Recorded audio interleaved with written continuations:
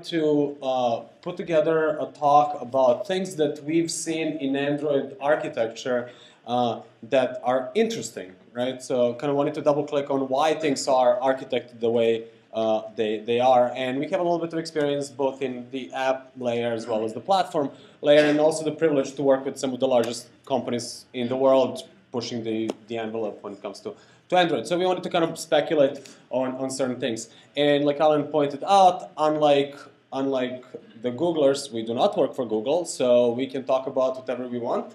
And if we don't know, we really don't know. So we can't say that we can't talk about it. So you can call us up on that. So that's briefly what this talk is all about. So I want to start with what I think is the cornerstone for understanding a lot of Android design decisions, right? So back in 2005, Google went and bought this little company called Android Inc. And it was sort of an unusual event because back then Google wasn't going around buying companies like they're doing currently, right? Last year they bought a company a week. Back in 2005, this was a sort of an off acquisition. It didn't quite feel like Google. So a lot of people speculated that what's going to happen is Google is going to roll out a G phone. Right? This is 2005. This is before iPhone. And at that time, Eric Schmidt, the boss of Google, came out and he basically said, look, our goal is not another gizmo. That's not our business. Our vision is to create a platform that's going to run on many, many different devices. Right? So if you keep this vision in mind, a lot of design decisions, choices, underpinnings start to make a lot more sense. So in 2005, they basically went a little dark for a couple of years, started working on this project. But to explore that, we wanted to kind of talk about a couple of points, a couple of design decisions. So basically they said, look, we want to build a mobile platform. So that was the goal number one, right? That runs on many different devices. So that was the second goal. And that's friendly to the entire ecosystem.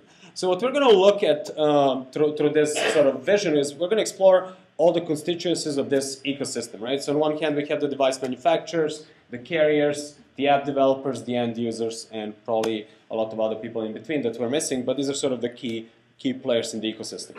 So they basically said, look, if we're going to do this not just by ourselves, but we're going to involve the entire ecosystem. And they went out and they created the Open Handset Alliance. Now, like Karim pointed out on Monday, the alliance is really just probably really just a piece of paper in some lawyer's drawer somewhere. It doesn't really have an office. At least I couldn't find it. There's an email, press@alliance.com or something like that. So it's not really that strong in terms of an entity. However, it does point out that the Android is a shared project, or at least that's the idea behind it. So that's a little bit about the Alliance. Currently 80 plus members of the Alliance. So I mentioned different constituencies that are involved in this. So on one hand, we have manufacturers. And we got to understand sort of the motivations of each of these players, so to understand why Android is put the way it is. So manufacturers, they basically want an operating system for their devices, and ideally it's going to be an operating system they understand, right? So that's basically their big motivation. It's great if it's free as well, right?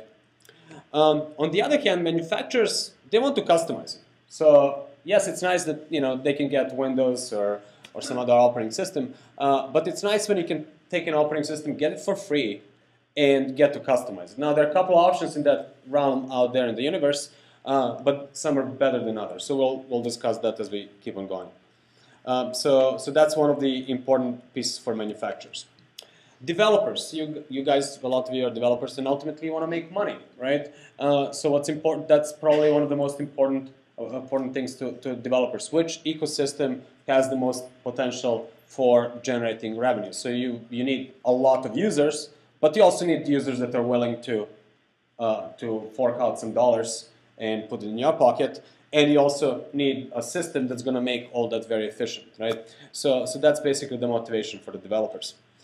It also helps to have really good tools. So it's one thing to have a great ecosystem. If it doesn't help if it's really hard to develop for that ecosystem. So tooling, the platform, all that becomes really important. And as we've seen from a couple of talks today, it seems like that Android is actually putting a lot of efforts in the latest release of R20 of the ADK and so on. So tools, things like that are quite important for developers. And I just want to add something to that. It's not just the tooling and tools, but the APIs that make it possible for you guys to develop the amazing applications you have been developing over the years.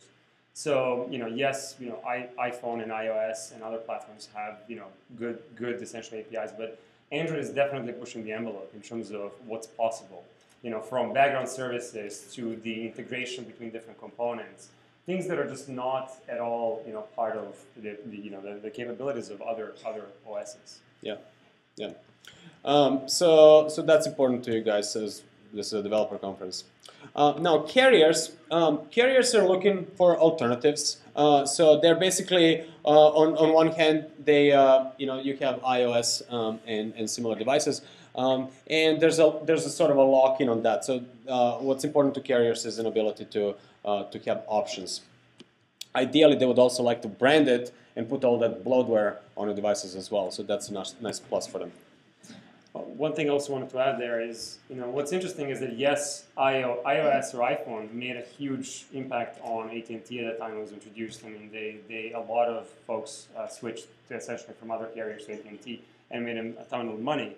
But nowadays, there are reports that suggest that Android actually, it leads to better average revenue per user for carriers than do, the iOS devices.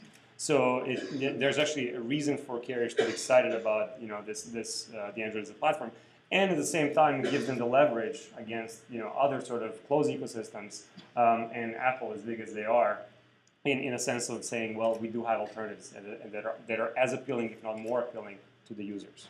Yeah, there was an article I think in Wired magazine maybe about 6 months to a year ago about the whole Verizon story, how Google basically decided to give a big chunk of the revenue from the sales of apps to Verizon. So for Verizon, there was a changing point, because on one hand they were now motivated to invest in building out the network, because the bigger the better the network, the more users are going to buy more apps, and the more money Verizon is actually going to put in their pocket. So that was good, and it was unlike the AT&T and iOS partnership, where AT&T had no motivation to improve the network because all the revenue was going to the to Apple pockets basically. So that's an interesting kind of article from Wired. On top of it, it allows them to differentiate. It allows them to essentially brand the devices. You said crapware, and that's true, but also create these exclusive deals by customizing the devices for the different targets that they have in mind, different essential use cases, and so have a much more variety than a single device that iOS is. So they can tap into essentially a lot more different markets. Yeah.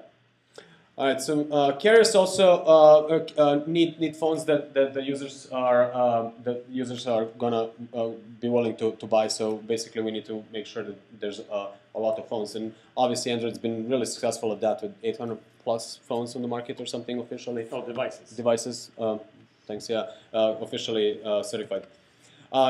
Ultimately, they're users. So to complete the ecosystem, you need a lot of users that are going to love this device. Users for Android love the ability to customize the device. So that's something that's unique compared to other operating systems. Essentially, it's the opposite of one size fits all. So some of us may prefer a 4.6-inch screen, or maybe something even bigger. So this is essentially, again, coming back to the original philosophy of Google. We want an open platform that appeals to different segments of the market.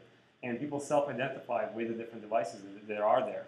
And that wasn't essentially available prior to Android coming into the place. Yeah. So users ultimately want apps, and that's where you guys fit in. So obviously, users are not going to love their devices if there aren't a lot of apps. And that's why this the number of apps essentially becomes a barrier to entry to a lot of other players. And that's why we're kind of seeing oligopoly in terms of the market right now. So it's iOS, Android, and then everyone else sort of. So that's important as well. In terms of the numbers, we are over 500,000 essentially apps out there that you guys have created. This is amazing. Yeah, that's what we heard this morning.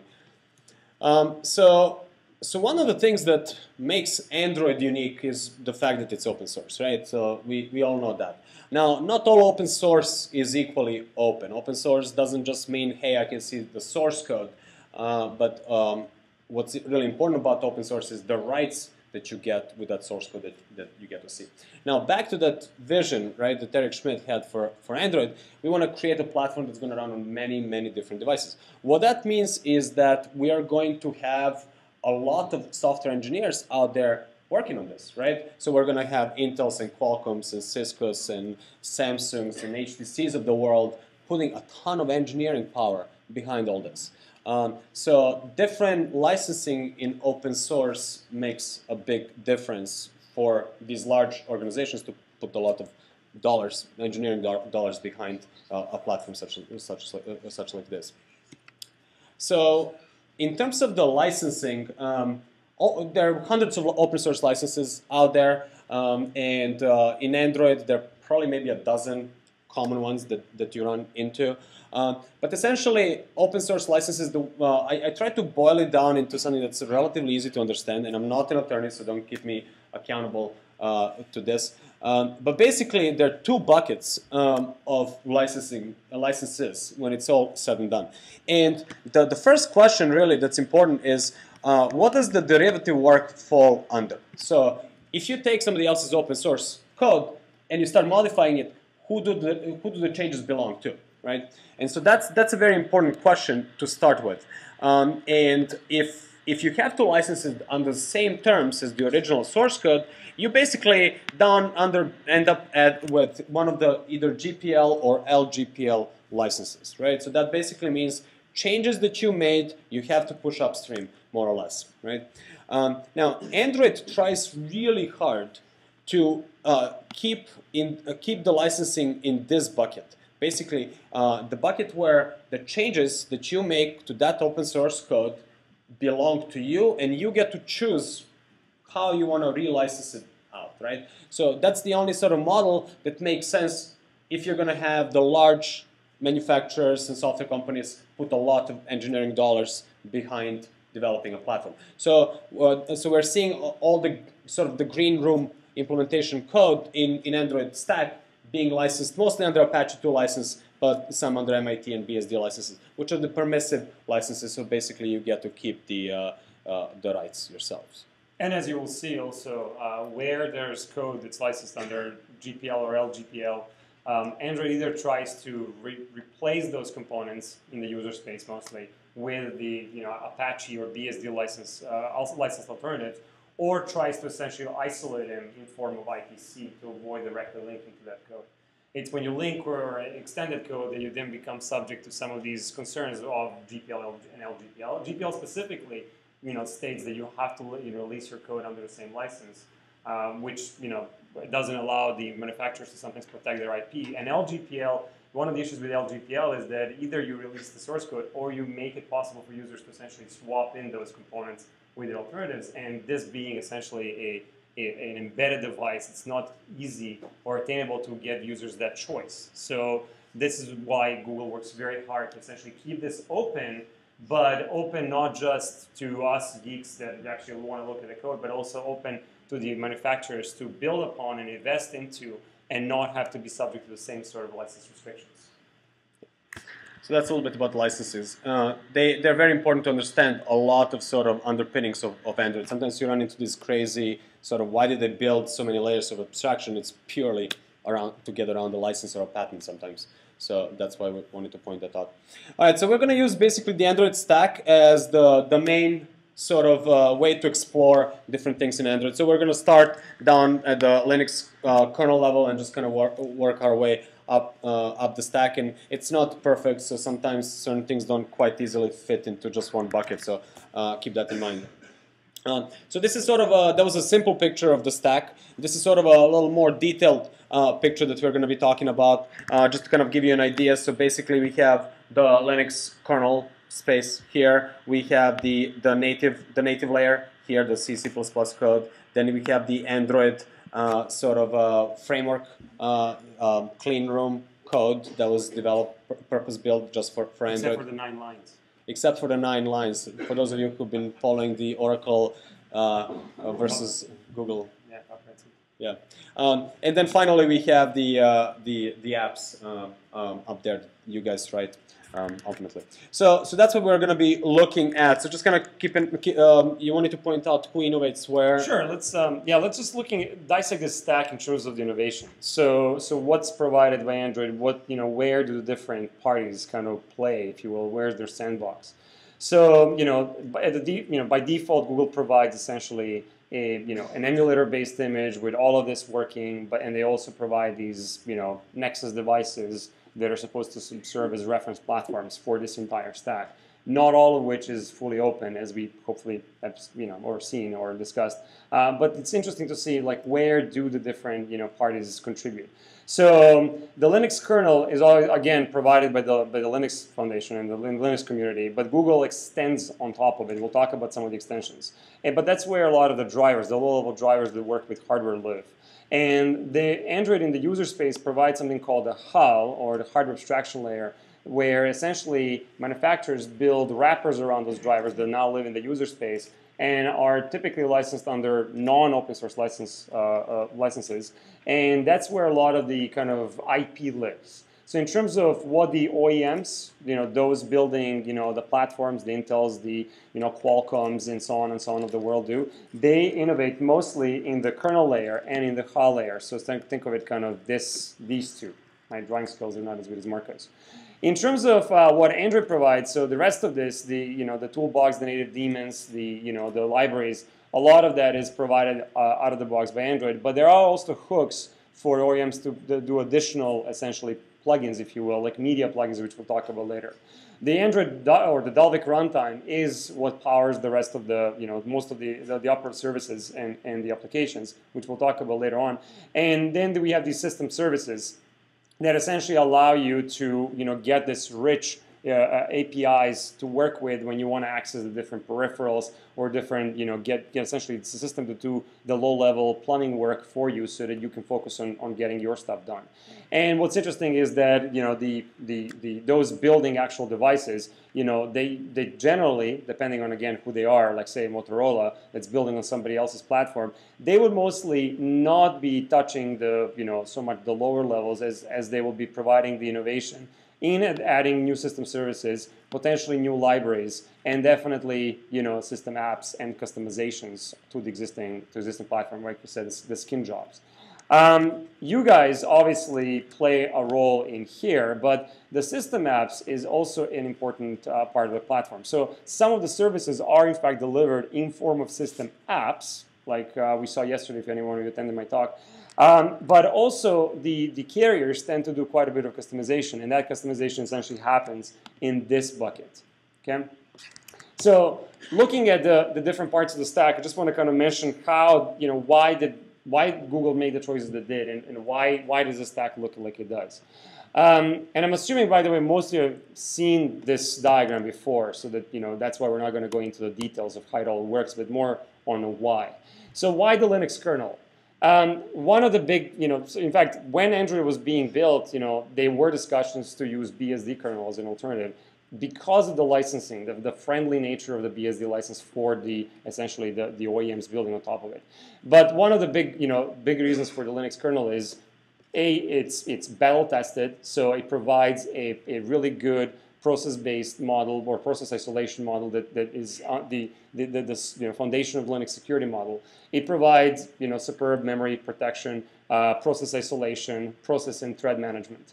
It obviously provides network stack. It provides the shared library support and whatnot. But one of the biggest advantages for the Linux kernel has, in addition to the community, is this device driver model. And as Karim pointed out, more than half of the Linux kernel is essentially device drivers. And not only are there device drivers that we can take advantage of and tap into right off the bat, but this is well understood. People understand, the different OEMs, the different essentially parties that play in the Android ecosystem understand how to actually build device drivers and essentially extend their platform or port their platforms to Android. So this is the biggest reason, essentially, this one little bullet point is, I think, the biggest reason why Android went specifically with the Linux kernel. That said, even though Android is a Linux-based operating system, we don't really think of it as a traditional Linux distribution. There's no standard file system. There are no, for example, standard libc libraries like we have in standard Linux. There's no glibs. Standard configuration files like password file, group file, fstab file, those things don't exist. Standard even utilities like copy command are not there. Yes, I know you can install VisitBox. Yes, I know you can you can change all these things, but by default these things are not there. So most of the actual kernel is, for the most, taken as is, and most of the innovation happens on top of the kernel. That said, there are some very, very interesting aspects of the kernel where Android did innovate, specifically in a very interesting IPC model called Binder, which essentially enables the applications to talk to each other as well as for applications to talk to the underlying system services. Right? Remember what I said, each and every Android application runs in a separate process, and for that to be able to exist, they need to be able to consume the services offered by the system, and it's essentially an IPC framework like Binder was needed. Also, they have something called wake locks, which is Android's, essentially attempt to do power management or to build upon the Linux's power management. Now, yes, a lot of people find this controversial, but it tends to do a pretty good job in terms of essentially establishing this policy that we want to be as frugal on battery use as possible. So yes, I know that's still a sticking point between the Linux community and the Android community, and still the reason why Android kernel is separate from the Linux kernel. But that said, Android folks have been doing a good job, keeping the Android kernel, which is essentially a fork, up to date with the latest changes in the Linux kernel. Another change is the way Android manages, for example, memory. So we have this concern of not having enough RAM on these devices.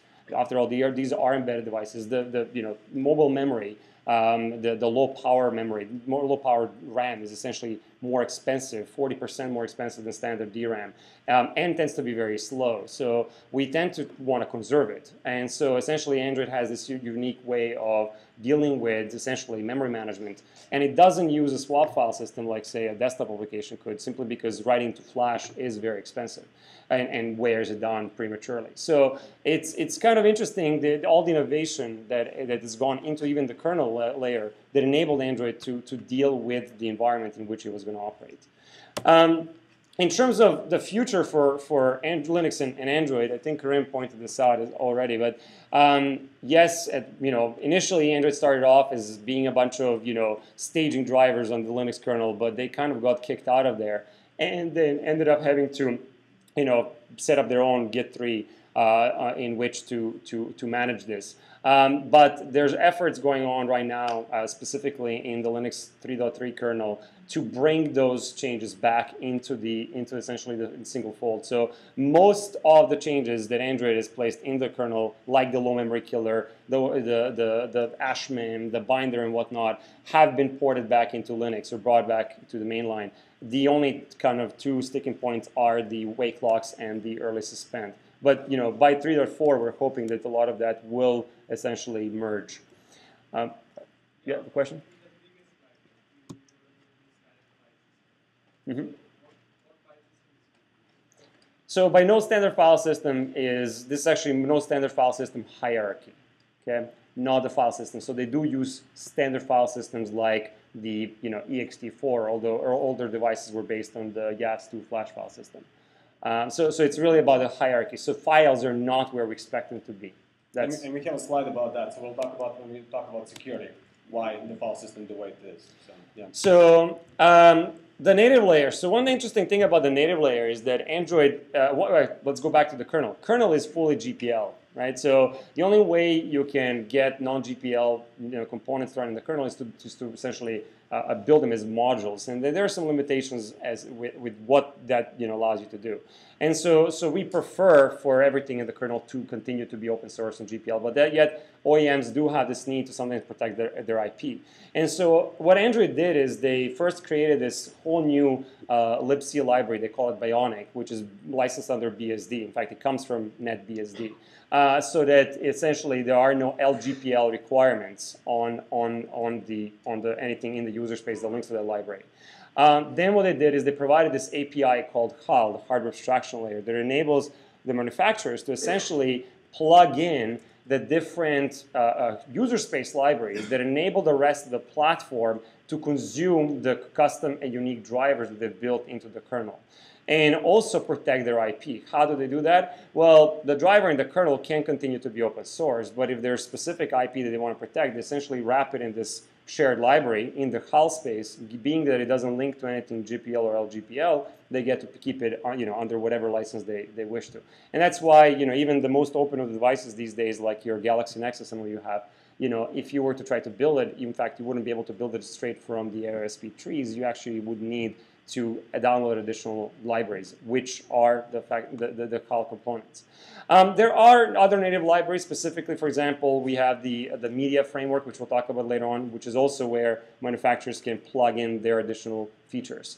The native daemons that provide low-level services, and some of the basic init and toolbox that facilitate the startup of the system, as well as the basic management, which, if you attend Crim's talk, you can see how to replace some of that with BusyBox. One thing that's interesting that Android also did is this Dalvik virtual machine. I know this has been a hotly debated topic, especially in the court. So one thing that I really like about Dalvik is what it enables. Okay, so there's a couple of things that set it apart from other sorts of attempts at this. So first of all, it's pure Java. Well, we build applications in Java. Why Java? Well, first of all, Andy Rubin comes from Danger Team. They built everything in Java for their Sidekick devices. So he was kind of used to that idea. But also developers do prefer Java over the alternatives. An average Java developer will be more productive than an average C++ developer when building application code because of all the features that Java language offers. Now, with that assumption, or hoping that you understand that, why not standard Java? And of course, there's this whole debate as Google ripped off Sun. They should have paid for the license and whatnot. But it wasn't really about money. It was really about the control. Standard Java doesn't lend itself, or did not lend itself well to Android. The standard desktop Java is way over bloated. Comes with APIs that make no sense on Android, like applets or Swing or Corba, God forbid. Right? These things just don't make sense in an Android environment or a mobile environment. Why not Java ME? Java ME is, maybe it was good at the time it was first constructed, but ultimately it went with this model where, it assumed that running multiple apps, required running them in a single virtual machine because of the resource constraints. And as a result of that, they moved a lot of their security isolation and sandboxing into the virtual machine itself in form of this security manager. And so Android basically, so what that meant, so let's go back to that. What that essentially meant is that developers could not take advantage of, let's say, low-level system services. Say, if you're an OEM and you want to add something to your device, you want your application to drop down to JNI and access the native code. All of a sudden, because dropping down to the native code would essentially allow you to circumvent the security manager, that would not be allowed. And so you had to work with these profiles, and these profiles were designed by these committees that took forever to essentially get together and come up with something usable. And so ultimately, Java ME applications always sucked compared to the native alternatives. They would have never competed with the likes of iPhone or the iOS. So what Android did is they essentially said, no, we need to take a different approach. We like Java, that is great for the developers, but we also want to enable, the use of the low-level functionality offered by the different systems. And again, this comes back to Android wanting to be open and enable the different systems. And so what they did is they basically created this idea of this, some of you might have heard it mentioned in other talks, Zygote, which is essentially a process that starts up early on in the Android initialization, and then loads something like 2,300 classes in Ice Cream Sandwich, keeps it in memory, creates a separate heap, starts listening on socket requests to fork itself to launch applications, and then when new applications need to be launched, the Zygote gets forked. The memory essentially gets replicated by reference, not by copy, into the child processes, their application processes, and now your applications run.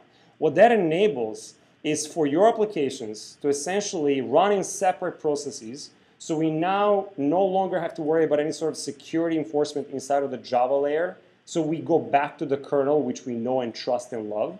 So we are able to essentially not worry about any sort of limitations of the Java layer. Yet we don't pay a huge penalty for it because the Zygote essentially preloads everything that can, most of it that could be possibly needed, and essentially enables it for use at runtime. So I think we get the best of both worlds. So it's not that Android ripped off Java. It's actually superior to the Java's implementations as they existed at the time this was built. Couple of other things I guess I should mention is that Android, Dalvik virtual machine is, a register-based virtual machine, which tends to be smarter and faster, generally around 30% than a stack-based virtual machine we're running interpreted code, which Sun, or Oracle disputes, they have some benchmarks to prove otherwise. But in general terms, it is faster. The Dalvik actual, class files, the DEX code, as some of you might have seen, is actually more efficient when uncompressed. It is smaller than compressed Java code because they essentially, join all the pools of, the reference pools, the string pools, and whatnot, and they are much smarter about storing that code. Because it's uncompressed, they are able to share it across different processes. That's what that enables. They could not have done this had they used a standard Java class model. They could not take standard Java and essentially do the same thing they did with Android. It would not have been possible. In terms of what this means to you guys is that now all of a sudden you don't have any sort of limitations as to which APIs you can access. If you want to drop down to native code and write C++ code, go for it. So it enables you to essentially do whatever you want to without being limited by the sandbox at the Java layer. And in terms of the price that we pay at runtime, there's almost none. Okay.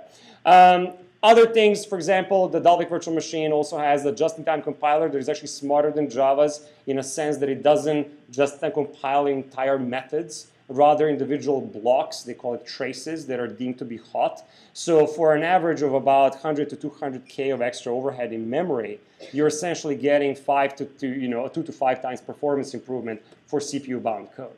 So, standard Java doesn't do that. Standard Java, it does give you the performance benefit, but at a higher memory cost. And again, like we said, memory is a premium on embedded devices. So you can see how, what they did is they enabled, you to take advantage of it, and yet, not essentially have to force the OEMs to pay in terms of higher resources. One thing I was going to point out, since this is all about, what future may hold as well. In standard Java, this would be a standard Java. You basically write source code, you compile it, you get Java bytecode, you run it on Java VM, right? In Dalvik model, so this would be Android model, we write the very same source code, we compile it with the very same compiler, and we get the very same bytecode. But then these are the new steps. So what this ultimately means is that you could actually be writing your apps in a totally different language than Java, right? And still run it. And I know there's a talk by Tony's doing a talk on Scala on Android. We're seeing that being popular. Some other languages like Jython and JVB. Although what's interesting there is that what you're saying is that that could be different. So this essentially could be different. What right. Dalvik actually does enable is for this entire thing to be different. So the bytecode itself, while it assumes the semantics of Java, it doesn't assume the actual Java source code. So it doesn't have this DEX compiler could have been replaced with something that translates Python, say, for example, directly into Dalvik bytecode. Who knows? And one thing that I was going to point out, Sasha loves Dalvik so much, that's his license plate, actually. So it's because I run the Android user group in San Francisco and the Java user group, so they always ask me which side of the equation am I on. Well, I kind of have a license plate to prove it. So again, the biggest takeaway from Dalvik is that it plays no role in security, enabling you to essentially not care whether you write your code natively or in Java, enabling you to write these amazing applications and not have to be essentially subject to any sort of committee that assigns which APIs are going to be introduced when and how. In terms of the upper layers, the framework, application framework is composed of a bunch of services. There's 60 plus services that wrap different parts of the platform. So we as application developers generally interact with these services, and we don't really care about the lower layers. In fact, it'd be possible for the most part for someone to completely replace the lower layers with something else and say run it on an alternative operating system. And yet, we as application developers don't have to worry about those. So, what sort of services are there, and how do they work? That's a subject of a different talk. In fact, tomorrow I'm going to be giving a talk on exactly that again. But just to give you an idea of essentially how this would work, this is something that just one of the services for my talk. This location service. I'm assuming some of you at least have used the location service to, say, access the location of the device. So let's kind of just try to dissect this in 5 minutes. Okay? At a very low level, we have the kernel, right? That's as we know, booted initially or loaded by Android. Kernel basically loads a process called init. Init goes and loads one of the daemons called Service Manager. Service Manager's job is to keep track of all the services in the system. Then also init goes and loads a process called Zygote, like we said, which tends to fork itself and create a process called System Server. Inside of System Server, there's this Java class that runs within which there's a thread that runs that essentially starts loading Java services. Most of the services are built in Java. Why? Again, this is application level code. It's easier to build them in Java than to build them in C++, especially where latency is not a big concern. One of the services that this builds, the System Server, builds this Location Manager service. This is the service that actually knows about where you are. What it does then, it then registers this Location Manager service with the Service Manager, so now the Service Manager knows about where this is. So now let's say we run our application. Here's our little example app. Our application runs. Your application goes and wants to grab the latest known location for the device. It may go into the context, ask for a system service. What it gets is not a system service. It actually gets something called a location manager. Okay, actually, that's what the name is. The purpose of the location manager is to essentially shield the application developer from knowing that there's this underlying, essentially, complexity in the stack. Specifically, what the location manager does, it communicates via some proxy to the binder, via some stub back to the service to essentially submit your request for, let's say, the last known location.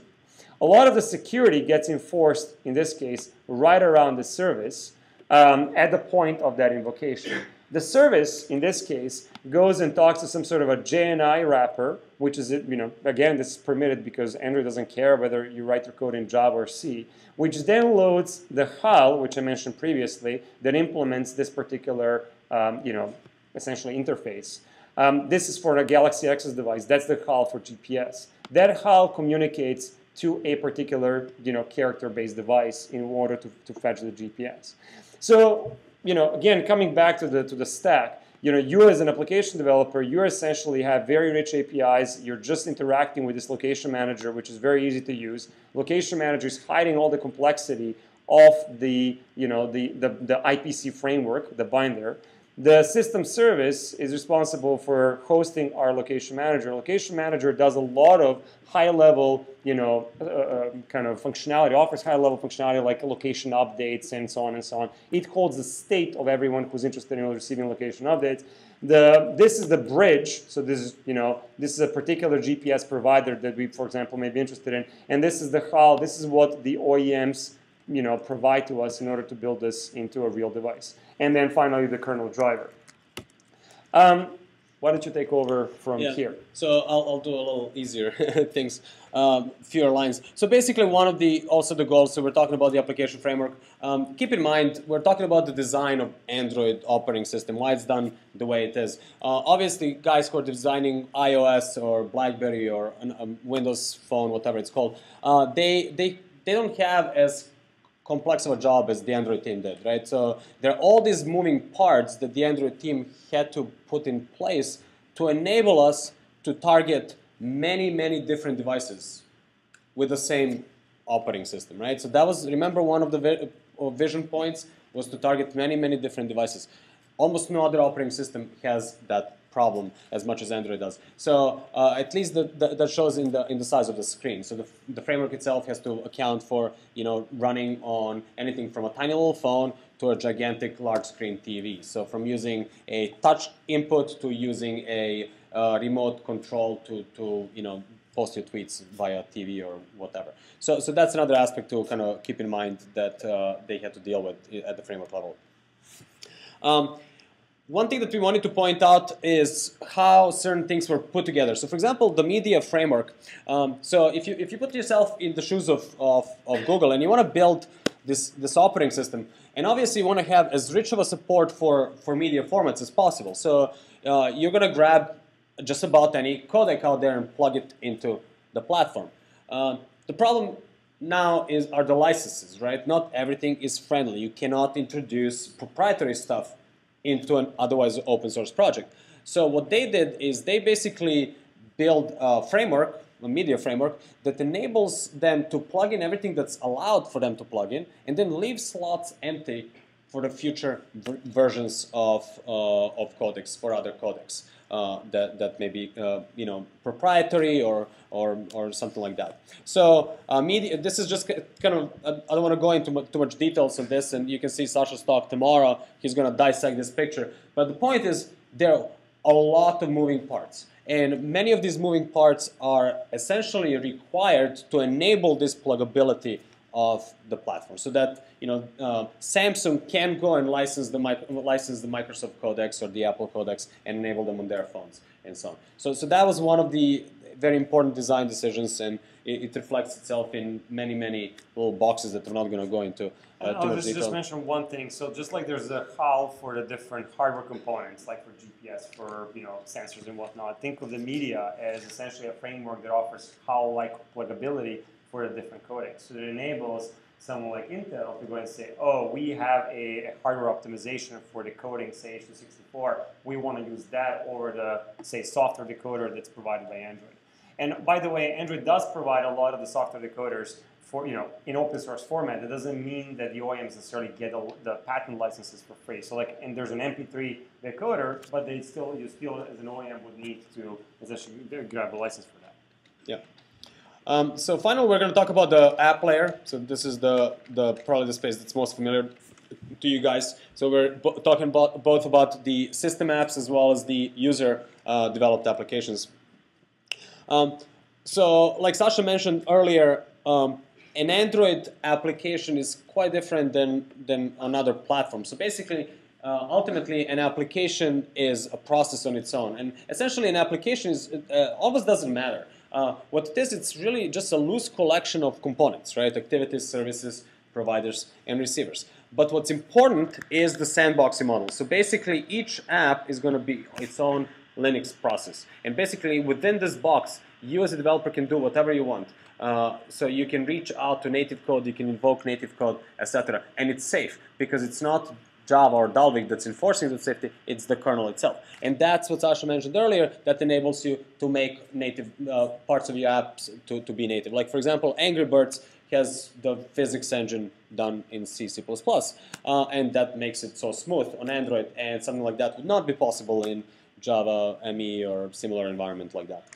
So that's a little bit about application sandboxing. I just wanted to add to what you said. It doesn't matter, like application doesn't matter, it's a loose set of components. Why is that interesting? Is in other platforms, applications are really islands of their own, and they're very application-centric, right? It's about what application user wants to use, like there's an app for that. In Android, it's more like applications are meant to play together nicely. There's more emphasis on integration from this IPC, loose IPC mechanism called intents that most of you have used. So you as a user, you could be using basically a device to read an email, and from that email, click on a link and open up your favorite browser. From the browser, click on a phone number and start dialing something. Go back to the browser, click on a link, you may find yourself in a YouTube application. From there, you may click on a link and find yourself in a Yelp application, and so on and so on. The thing about that is you as a user are not thinking in terms of applications, you're thinking in terms of what you want to accomplish. So it's very user-centric, and at the same time, it's also enables users to customize their devices, because applications can essentially compete for the very same intents that the system applications provide. And so we have a much richer, potentially a much richer, though confusing potentially also, user experience than compared to, say, an iOS device. Yeah, an example of that would be like, for example, standard Android, vanilla Android is very app-centric. You have an app for calendar, an app for messaging, an app for email. And then you have HTC Sense, which basically they took the standard Android and they made it more person-centric. So I don't care about emailing or texting or calling Bob. I care about Bob, right? So you basically shift this entire view of the user experience from app-centric to person-centric. And you can do that because the apps are so loosely coupled components, and you have this remeshable sort of platform. And that's something that's unique to Android compared to other platforms out there. So this is just a little bit about security overview. You want to talk about it?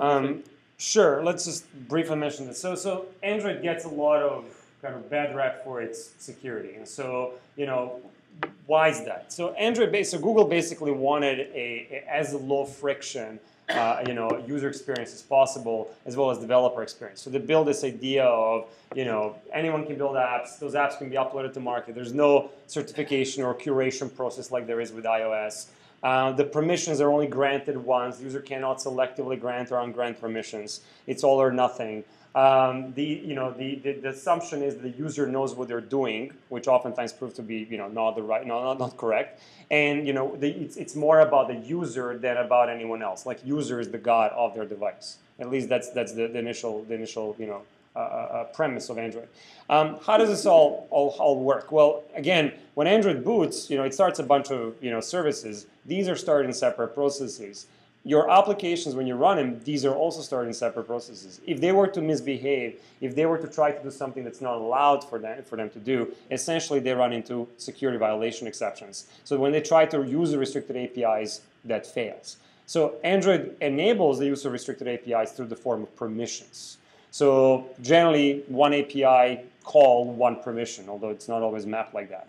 And so the default policy is that by default, an Android app cannot adversely affect the user, the system, or other applications. So you cannot compromise users' privacy or integrity of their data, cannot shut down the system, cannot kill other applications just because it feels like it deserves all the system resources. The actual permissions are typically been built like this, and one app or a framework defines the permission and protects the resource, and your application wants to use that app in order to be able to access that resource. This is what generally the end user sees when they're about to install the application. And again, yes, it's true that maybe too much emphasis is placed on the fact that users know what the heck they're doing. And yes, it's true that there's no curation process. But the way Google deals with this is, first of all, they try to link the original developer or the application to the account that was basically used to register the developer, to the credit card that was used at the time of the registration. So that's how they essentially establish the identity between the application that runs on your device and essentially hopefully the person that submitted it. So yes, it's not as good as having real certificates, but it's still better than nothing. Also, in terms of the curation, Google now has this Google Bouncer service that tries to essentially simulate running apps in this environment and look for signs of bad behavior and try to weed out bad malicious apps before they actually get distributed to the market. And then on top of it, they do have a kill switch. So if you are found to have installed an application that's not good, they can remotely uninstall it, right? On top of it, they provide, as of obviously the latest platform, they provide, full data encryption. So your entire data partition, for example, can be encrypted. They have different levels of user authentication. They have different, VPN, which we'll talk about, security models. So it's definitely approaching the realm of essentially good enough for the enterprise, but not so much just the enterprise. The actual U.S. defense industry, the DoD and the likes, are definitely interested in Android. And if there were some inherent flaws in Android itself, they would of course, have been, choose something else. Why are they interested? It's because it's so open. It's because it's so customizable. It's because they can go and add their own security policies that feel work for their particular needs. So a couple of you guys asked about the file system. So the file system on Android is quite different than, or organized quite differently than on Linux, right?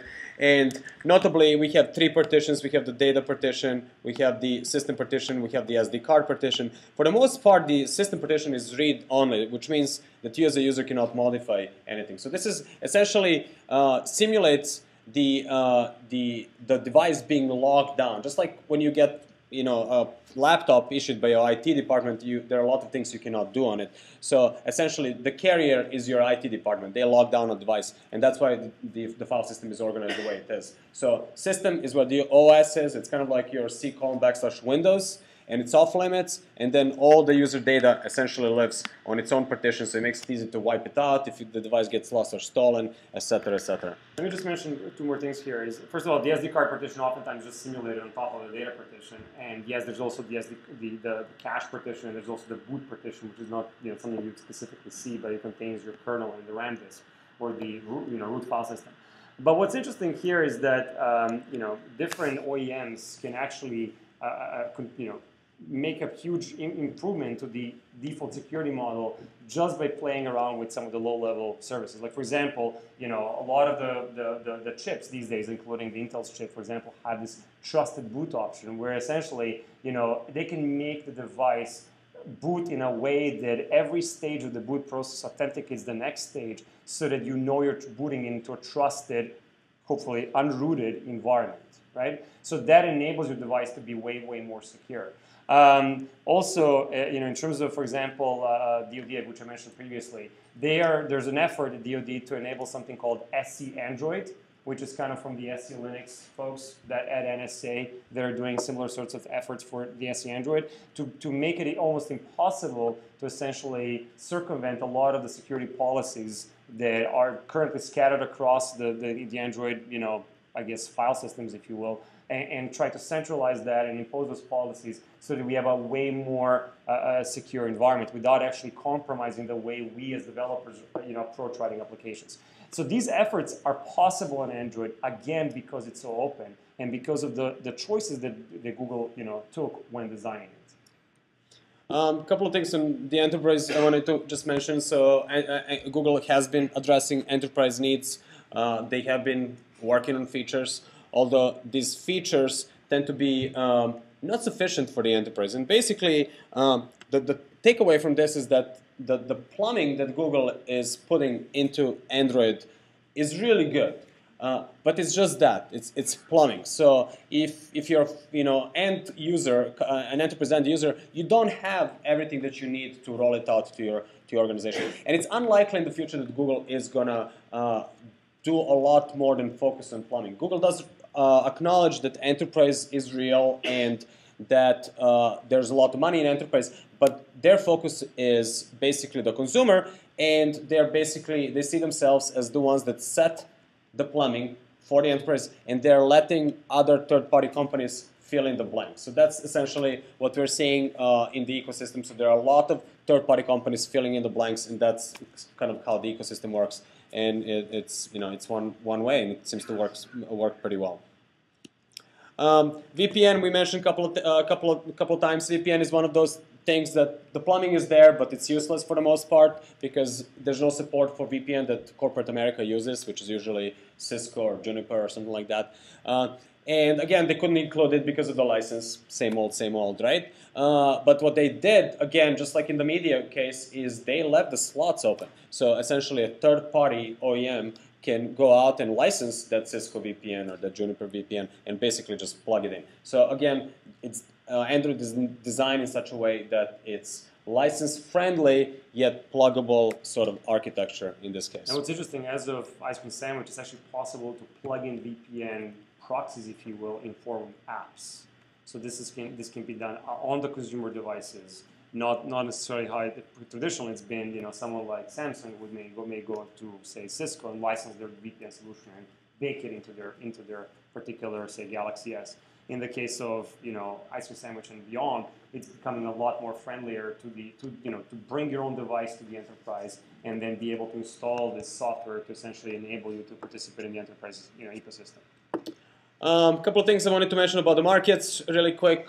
From the get-go, Android was designed to be multi-market ecosystem, right? Although it's more of an oligopoly right now. We have a couple of the big markets, the Google Play, whatever they call it this week, and the Amazon market that's becoming more significant. What we're also seeing is emergence of a lot of sort of boutique little bazaar markets. So a lot of enterprises are launching their sort of carriers and so on. So basically, although you mentioned that Google is not doing a lot about the curation in their own market, they just want the number of apps. Other markets are emerging, and they're providing different curation policies. So that's what we're seeing in the ecosystem.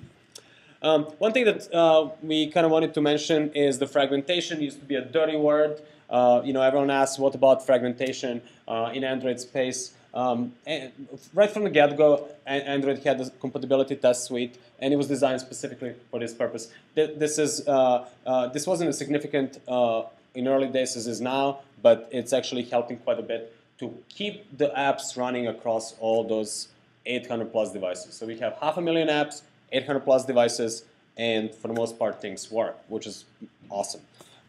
You know, so that's how they address the fragmentation. Of course, there's issues with that, like, you know, running OpenGL games. That's always going to be an issue. But for the most part, right, for the vast majority of Android developers, fragmentation is actually not that big of a deal. For the most part, if you stick to the best practices, which is very important, things tend to work well. What's also interesting is that Android is specifically addressing fragmentation issues, like, for example, by forcing the manufacturers to support, say, the holographic theme, so that, you know, the applications can work and behave consistently across the range of devices, as well as you will see with their Nexus effort going forward. They're essentially expanding the Nexus devices to try to cover the different cases and have a much broader, you know, set of reference devices that others essentially can replicate. So one thing so speaking of Nexus, so in the early days we saw the bear hugging, sort of like working with one OEM at a time. Then Google sort of started rolling out its own reference brand, which is the Nexus brand of devices, and they're coming out with a whole bunch of devices. So that's basically their effort to kind of just not necessarily make money, but show what's possible in the realm of the Android space. And lately, that's sort of taking it to another level, acquiring an OEM and becoming an OEM themselves, although it's not official, right? But we can talk about it. So that seems like it's going to go through. So that's sort of a third leg in the providing a reference device, a vertical integrated solution out there. So a couple of things that actually I kind of wanted to. So a couple of things that I wanted to mention is how we're doing so far. So you guys have seen the numbers this morning in the keynote. And we mentioned a couple of times so far. It's basically everything's just going up, up, up. So things are doing really well in terms of the growth, both apps and users and money that people are making. So these are some recent numbers in terms of the activations and so on. But you guys got the gist for that. 300 million devices, 850,000 activations per day. And this is, by the way, does not include the Kindles. Okay? And by the way, also what's interesting is that on the tablet front, even though it was up at a very slow start, Android tablets are starting to show a significant dent in the Apple's share of the tablet market. Yeah. So finally, what we wanted to kind of just wrap up with are some of the predictions. So what are the things that you can look at, given all these DNA elements of Android, where it came about, the way it was put together. What does it really mean? What's the long-term advantage? Why is Android going to be different 5-10 years from now? And I'm not going to focus on feature-by-feature comparisons with other operating systems, because that may change from one release to another. But really sort of the deep-down DNA differences. And it really comes down to Android is open, right? So what does that openness give us as an advantage over every single other ecosystem? And we kind of boiled it down into a couple of choices. It means you can develop new devices, the devices that have nothing to do with the phone that Android was initially designed for, right? So you can develop cars, planes. There was a satellite that NASA launched, one of the cheapest satellites ever and the most powerful ever. Tractors, combines, there's a barge in the North Pole that runs on Android. So lots of devices that don't even look like Android. There are different uses. So you could have a standard off-the-shelf device. This was actually a requirement for DoD and for a lot of public safety agencies. They just want to use off-the-shelf device, a consumer device. But they need to highly customize the operating system, right? So if you're in a life or death situation, you don't want your phone to be uploading your gallery or processing your media or checking your Facebook status, right? So you kind of need to customize the behavior of the device. Specialized verticals. So again, these are off-the-shelf devices and off-the-shelf standard uses, but Android kind of plays a nice role in that. So for example, Kindle, book readers, point-of-sale terminals, billboards, etc. So these are things that are kind of interesting in the Android space, and we're seeing a lot of new development in the future. So ultimately, we don't really know, what's going to be released next. Not even when it's going to be released. Not even what it's going to to be called. Right? No, we do know it's Jelly Bean. Oh, do we do? Has it been announced? Yeah, like, did you see Romain? He hooked up his device this morning to DDMS and actually showed Jelly Bean. Okay, well, there you go. So they leaked it unofficially this morning, right here.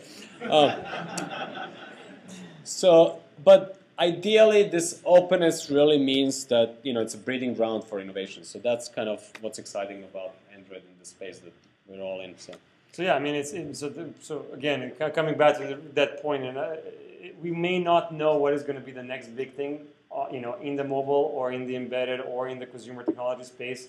But one way or another, it will most likely happen on Android. And that's essentially what Android enables.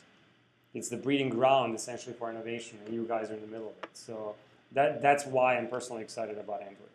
Yeah. Cool. So that's basically all that we got for you. So thank you, guys. Thanks for sticking out. All right. Thank you.